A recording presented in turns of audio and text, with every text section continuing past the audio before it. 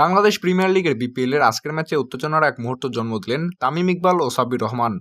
Fortune Barishal ও ঢাকা ক্যাপিটালসের মধ্যকার ম্যাচে নবম ওভারে ঘটে যাওয়া এই ঘটনার উত্তেজনা বাড়ে মাঠে।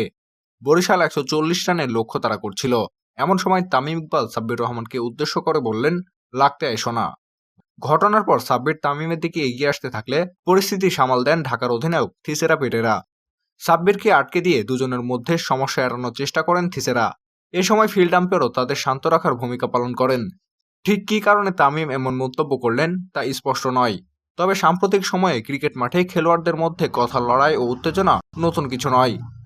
কিছুদিন আগেই বর্ডার গাভাস্কার ট্রফির একটি ম্যাচে অস্ট্রেলিয়ার কনস্টার্ট ও ভারতের বুমরার কথার লড়াই ক্রিকেট প্রেমীদের নজর কেড়েছিল।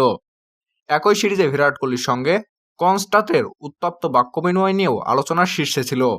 তেমনি আজকের তামিম সাকিব দ্বন্দ্ব বিপিএল এর উত্তেজনা নতুন মাত্রা যোগ করেছে।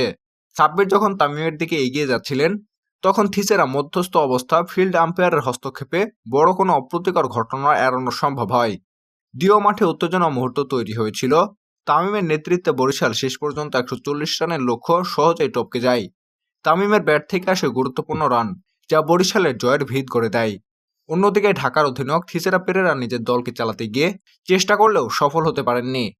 বিপিএল এর মতো উত্তেজনাপূর্ণ টুর্নামেন্টে এ ধরনের মুহূর্তগুলোই সমর্থকদের জন্য বাড়তি রোমাঞ্চকর নিয়ে আসে।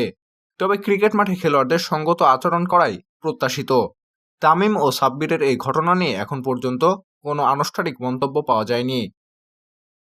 বাংলা নিউজ লাইভ, রিফাত সরকার।